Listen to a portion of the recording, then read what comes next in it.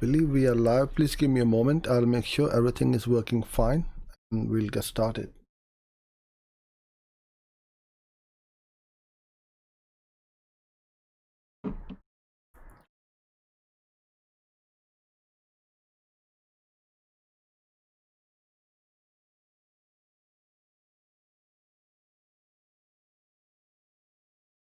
Okay, brilliant. I think everything seems to be working fine. So let's get the show on the road. Hello, my name is Uzair and it is 4 o'clock in the UK on, date is it? 27th of October. Every weekday we go live at this time on our channel on YouTube, Facebook, Twitter, LinkedIn, and we're trying Instagram today as well, but it is a bit hit and miss. It keeps pausing the connection. I'm not sure why, but I'll let it run and see what happens. If not, then you got all these other channels to log on to. No, I don't think it seems it says that it's live, but it's just not doing anything. And never mind, we got these 5 channels where we are live. So today we are going to go through one of my favorite channel networks on the Google Ads network, which is the GDN, which we call it as the Google Display Network. So you can get unimaginable amount of traffic through to your website. If you have a problem right now about not getting enough visitors to your website, after this session you won't have this problem, because with the display network you can get a tremendous amount of traffic. But the problem with the GDN is it can blow up your budget, eat up your daily budget within a matter of minutes if you're not very careful.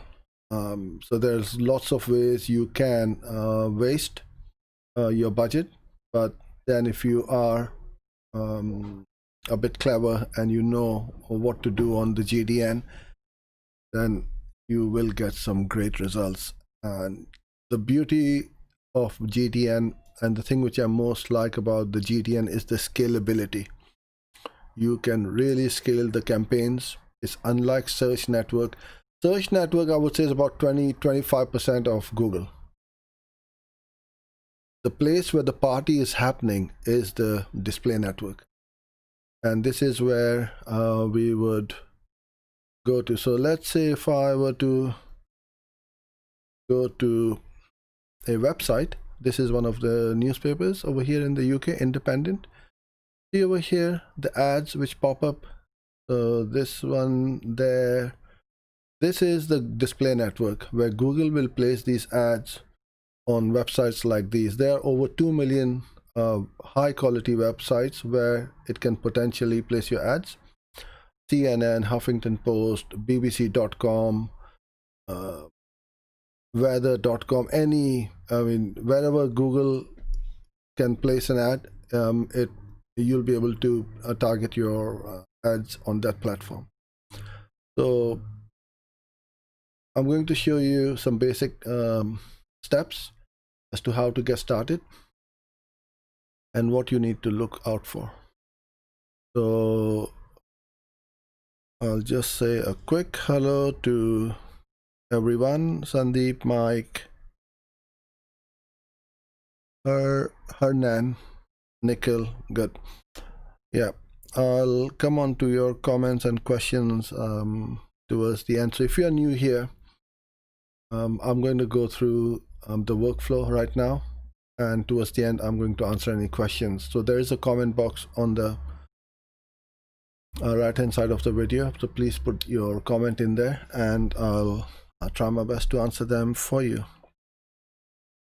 Okay, so how do we get started with the display ads?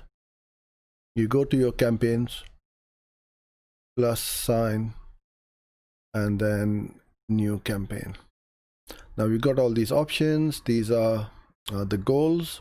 You can create without a goal. This does not mean that we are not setting up any conversions. Conversion setting is always done first. Then you got the options here. Search. This is where we're going. Display campaign, right? I'm gonna select that. Then you have got some more options. Now, on some accounts, your the smart display campaign may not be whitelisted. If you don't get this option, then you go to the standard display or the Gmail. We're gonna go on to the Gmail one. I'll come on to the smart display in another live stream. I'll put in my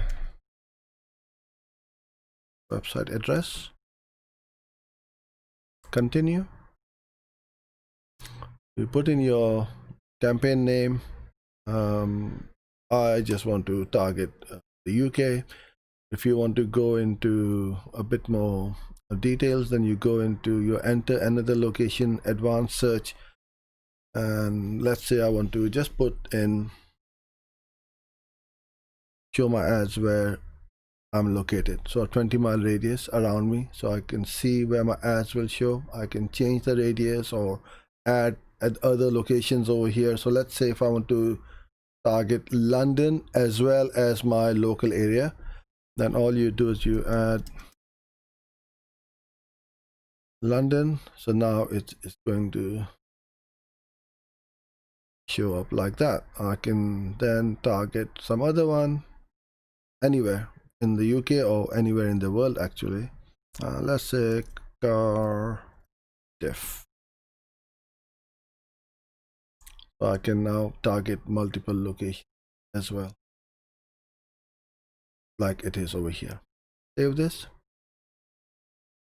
Now there's the first targeting option, people in or who show interest in your located targeted locations. This is recommended. I would always use the second one because I actually want people in my target locations and not outside who may be interested in my target location. So potentially your ads can show to people outside your target locations if you choose the first one. I'll choose the second one. This one is fine. English language for me is okay. If you've got any other languages, you can select. Now you've got the bidding, which is all smart bidding, conversions, conversion value, viewable impressions. Then what you can also do is go in there, select the manual CPC if you want to select the manual bids, or you can go up to viewable CPM is for big companies with bigger budgets and for branding exercise. I would recommend. So it is cost per 1,000 views. Every time your ad is viewed, it's going to show that it's going to charge you not per click but per 1,000 impressions. Maximize conversions, TCPA, TROAS, maximize clicks, and so on. I'll just go with manual CPC for now. You put in your budget, whatever you want. This is a test one, so I'm just going to put it as one, or you can have a shared budget as well.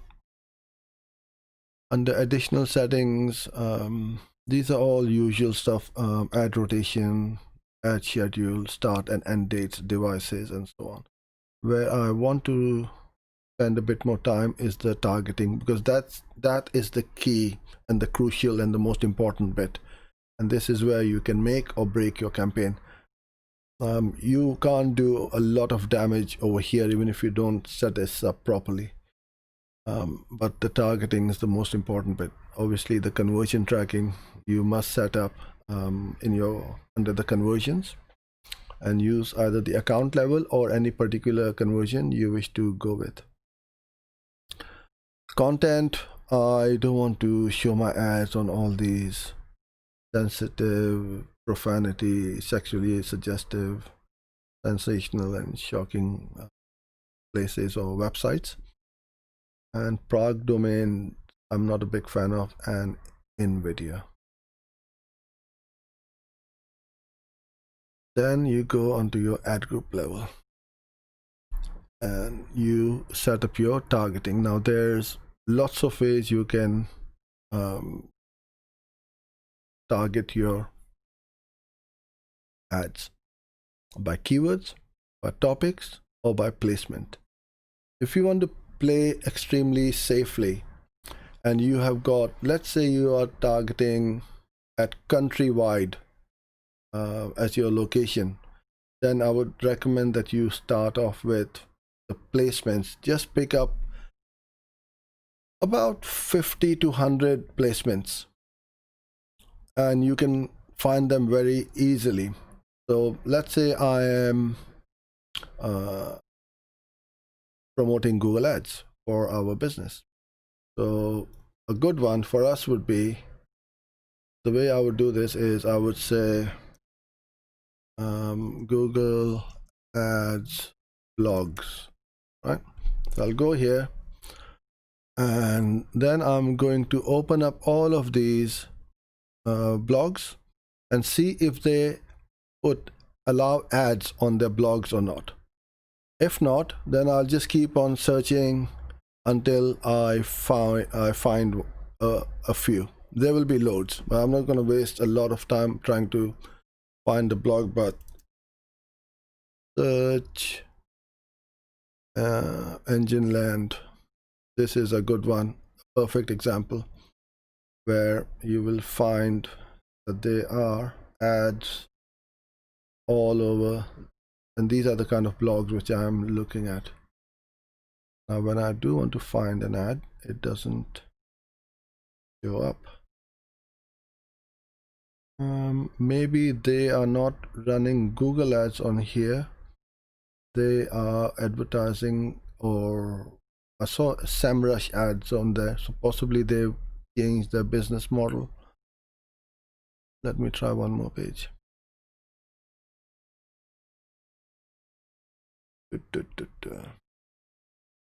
Search engine watch. Okay, so this is kind of like a banner ad over here which they're advertising. I think they're advertising their own stuff now, so they don't allow Google Ads to come up here. But on YouTube we can put up display ads as well. Let's say if I was in business or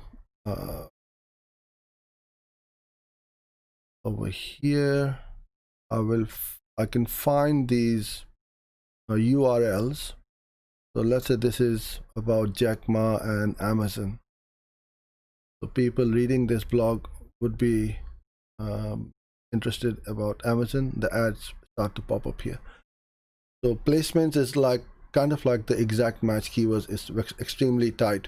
The only visitors to that page will see your ad. So you just need to go and find those placements and then start placing those ads on there. The other one is keywords. Now the display keywords work differently to the search keywords. We do not need to worry about mesh types, and we don't need to worry about how many keywords we have got in here. So I'm adding all of these. They are all super relevant to my services. So we're giving Google an idea as to what we are looking for, and these are the kind of keywords we are looking for. And then I can put up content, only show ads on web pages, apps and videos related to these keywords. Now coming back to these apps, you can't stop your ads showing up on ads when you set up your campaign through the interface. The only way to stop the apps is through the Google editor. You download your campaign, and from there you'll be able to stop it, because apps, I find, waste the most money. You will see when you check out your report where your ads were shown or placed. Mostly it would be apps. There's so much traffic on these apps that your budget will be eaten up by these apps. So you must stop the ads running up on ads unless you've got another app to promote on other apps. So it's called the in-app ads. Then that's fine. So that's the keywords, that way to target. Then we've got topics. Now don't overlay these keywords over topics and audiences placements, because you are narrowing down your targeting. Do one or the other. Quite often I have used keyword plus topic as well. If I have got a worldwide audience and I can go after a huge audiences.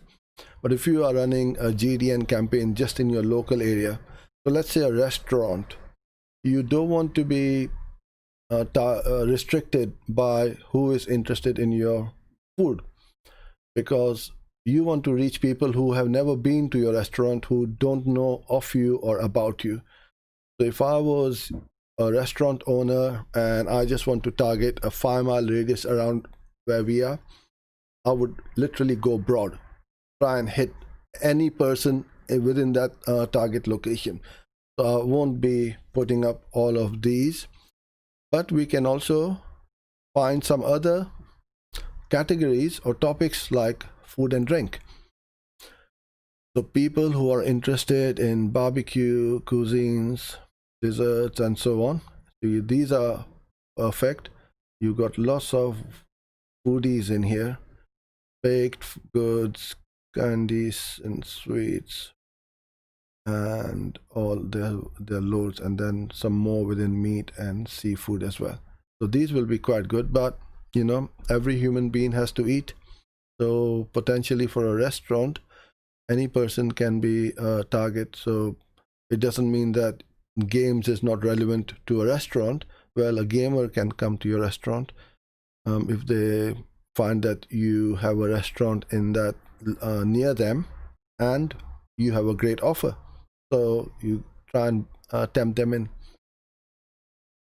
If you want to target all of these categories, there's so many. There are literally hundreds of these topics in here. The other way you can target is obviously placement, which I've covered. But then over here, it will give you ideas, and you can also browse through other categories like affinity, in-market. In-market and custom audiences, they have recently changed, where the way this works is, let's say you've got a few handful of other restaurant owners and they've got a website, obviously. So you can tell Google, I want to show my ad to people who visit those websites. So Uber Eats, Uber would be a great one. In the UK, we have got another one which is slipping my mind right now. Just Eat, I think it's called. So we know they're going there to order the takeaways. Domino's pizzas and all these kind of, they've got massive amount of traffic. If you are a pizza parlor, Domino's would be the perfect website which I would target, because I want to pinch their customers and put my ads in front of those people. So it's kind of like remarketing to Domino's audiences or website visitors. It's pretty cool, extremely powerful. Very few people know of this, and very few people implement this strategy in their campaigns. So you can try different restaurants or different competitors and see what happens, and you would have seen it yourself when you've been to one website and all of a sudden other competitors' websites or ads start to pop up on your screens or devices. So this is where you can set up your custom affinity or in-market audiences and so on. But the first campaign which I would absolutely start with is remarketing. So those people who have been to your website, why do you want to go after somebody new who doesn't know you? So those are the cold audiences. I want to remarket to those people who have been to my website. So first of all, I'm going to start with this one, and then I'm going to start on all the other places. So when you are setting up your campaign, although these are all extremely important, especially the location, you don't want to go all countries and territories. Your budget will be blown away within a matter of minutes, I can promise you that. But you cannot do a lot of damage over here. Even if you've got the wrong bidding strategy, it won't hurt you as much as if you were to target and set up the wrong audience targeting in here and the audiences. So go through these ideas extremely carefully. And because this is my account, this is my test account, Google knows that I'm in digital marketing. So it's giving me all these ideas for advertising and marketing, social media, web design, SEO, business professionals. These are all very good, not beauty mavens as such. Now, this is something which is where I quite often go after and think outside the box. Now, you might think, why the hell am I going after web hosting people and domain registrations? Well, you only go to these companies if you have a website or you are looking to buy a domain or hosting. So you've got an online presence. So I want to go after those people who have got a website and potentially they need my services. So you always think outside the box and go after those audiences as well. Then we've got digital marketing services, agencies. It's giving me all these options. See, so many. And what I tend to do is I'll make one ad group. Let's say marketing. I made my ad group. Okay, take these out from here. It's only one. Make up your ad group. Put up the ads in there, whether it's responsive display ad or text ad or whichever ads you've got. Get one ad group ready. Then you copy that ad group, paste it, and then all you do in the new one, come back in here, change the name. So for this ad group, I'm going to call this marketing. All right. The one which I pasted will be called marketing number 2 or something like that. I'll rename this to advertising agencies. And I'm going to take out the marketing audience from here and just have one at a time. So I may have like 15, 20, 30, maybe 100 if I've got all these different niches and categories. The reason being is I don't want to throw all of these in one ad group, because then it's a bit difficult to find what's working and what's not working. If I have them in each audience as a separate ad group, I can see straight away, you know what, content marketing is really performing well, whereas the networks and systems and services aren't. So I can either pause it, reduce the bids on them, or completely stop it running my ads on that audience if it's not performing. So this is how I would do my targeting, and this is where you can make or break your campaigns in Google. Rest is all fairly straightforward and basic. You put in your ad group bid amount, and then in here you put in. Now Google is pushing the responsive display ad. I too will highly recommend that you do that. Don't put up the banner ads, which like we used to do, because with this responsive display ads or the RDAs, you get a lot more flexibility, and Google can put your ads in different shapes, sizes, and websites. So I would highly recommend that you have about 10 images, a video if you can, no problem. Even better if you've got multiple videos. Put up to 5 headlines. One 4 description, I believe it is. 1, 2, 3, 4, 5.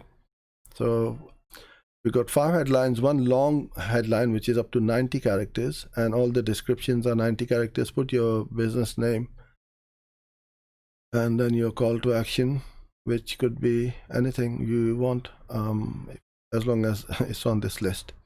And then you add to ad group, create campaign, and that's it, job done. So this is how you set up your display campaign. Okay, I'm gonna go on to the questions now, so please do put them in if you already haven't. Okay, Hernan, I hope you're well. I'm very well, thank you, and hope you too are well. And you're from Argentina. Yes, we have communicated through emails before, so thanks for being here. My potential clients are local professionals such as lawyers, dentists, plumbers. Okay, you mentioned that call only ads are the most requested, but are they the most effective? Okay, so it's a great question with regards to how effective each campaign or each ad could be. Ad is an ad. Ad just takes your message from you to the person. It's the what you say on the ad, the offer, the price, features, the benefit, the call to action, that will also tempt someone to click on it, and then obviously your landing page. With the call ads, yes, most people want to get calls to the business because they are, in my humble opinion, the highest converting ads. Somebody is on the phone to you, they have called you, instead of someone filling in the form and sent you an inquiry and then you have to keep chasing them maybe 3, 4, 5 times because they are busy, they are not available, or they're at work or whatever. So this is why call ads, I would say, yes, they do work very well. For dentists, absolutely 100%, that's the first ad which I would start with. And for lawyers and plumbers as well. Yeah, plumbers and dentists, locksmiths, all of these emergency services kind of business and types of business, start with call ads. You cannot go wrong. Yes, the bids will be high, but you got to start with them. Compared to the smart call only ads, I also show adaptive search ads for dentists. Which one do you choose first to get information and reach the ideal ad? It's the targeting which will take the ad to that person and not the actual reach of the actual ad itself. So, and I've said this before many times, an ad which may work for me may not work for you or your client. You got to test it out, put all the ads out there, expanded text ads, responsive search ads, call ads, every type of ad, and see which one converts and which one doesn't. Hi Sandeep, if my competitor is targeting audience in website X, Y, and Z visitors, if I want to target same visitors, should I bid aggressively on similar websites? Yeah. So you create a custom intent audience and put those website URLs in that order, make up your audience, and then target the bids. Yeah, that's easy as that. Is it possible to us to target the audience with display ads? Exact wanted websites or Google will suggest. Yeah, so the placement is where you can put the ads. So if that website allows the placement of Google ads, you can go in here and put the targeting as that placement instead of the custom intent or in market or affinity audience. And you're telling Google only show my ads to visitors to that page. So if you had a football shoes or football store where you're selling all the kits and the gloves and all the items which a football team or footballer will buy from, you want to target all the sporting pages on CNN, New York Post, Wall Street Journal, or all these websites which has got football news on it. The problem with placement is it's not very scalable because every day new content is published on the internet. So if you've got 200 web pages, the old ones will start to die out, and you will see that if you don't replenish the new placements, you will start to see the traffic go down quite a bit. So the way I've just shown you with audience targeting, in-market audiences and so on, it doesn't matter which website I go to, as long as on that website Google can place the ad, I can potentially see your ad. So I could go on a weird train spotting website, it's my hobby, right? If Google can place an ad, your ad will show me, even though your product or services may have nothing to do with that website, but Google is targeting me, and wherever I go is going to follow me with your ads. I hope that made sense.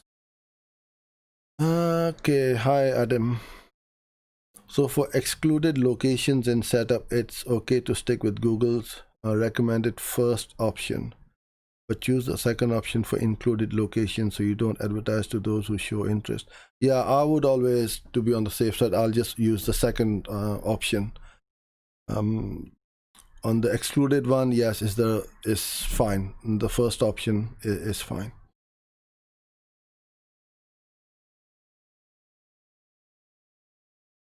Okay, thank you, Hernan.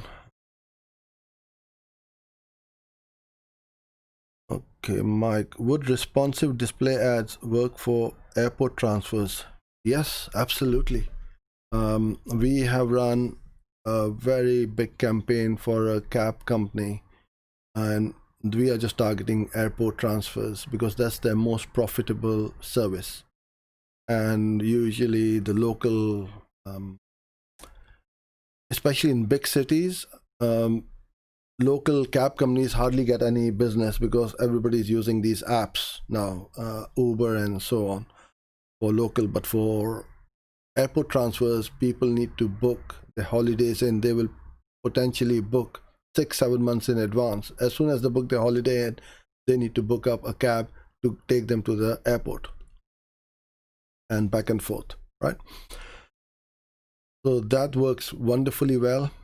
And on the GD end, you can target all the hold on a second, I'm just gonna disconnect my Skype before somebody starts to where was I? Yes, we target people who visit all these travel websites like Expedia, Heathrow Airport, or wherever they go to search, book their tickets or their holidays. Thomas Cook, obviously, it's gone bust now. So you target all these websites, visitors to those websites in your target location. So if I'm in your target location and I go to Expedia or lastminute.com to book my hotels and airline tickets or holidays, I could be your target customer. So yeah, these responsive display ads are the perfect. What is the name of the audience type where you can remarket to them using competitor URLs? Yeah, this is the custom intent audience, Adam. They've just changed it. So you go in the audience manager and custom audiences, and there you go. People with any of these interest or purchase intentions, or people who searched any of these terms on Google. Then you just keep putting them in, or who browse those type of websites. So I would then put in lastminute.com or Expedia or whatever. Try it. It works really well. And also for an airport transfer company, the local branding, every time the ad goes out, their name is shown up with their branding on it. it helps reinforce their brand as well. Okay, so the last one, Sandeep, one important point that we have update our placements according to new blogs. Well, yeah, it is literally a game of cat and mouse. You'll never find all the new ones. You're gonna go crazy. Or even if you've got 10 people working for you, my advice would be to just go to custom audiences, go after those people who have searched particular keywords on Google or have visited certain websites. But you can try placements as well. If that website has got a lot of traffic, then you'll find them. Okay, I think it's enough for today. Don't want to overload everybody's brains. Well, I get overloaded, so I'm talking about myself. I know you people are very clever, but a lot of information does more harm than good, to be honest with you. She'll be back tomorrow, same time, same place. So till then, stay safe, and I look forward to seeing you tomorrow. Bye for now.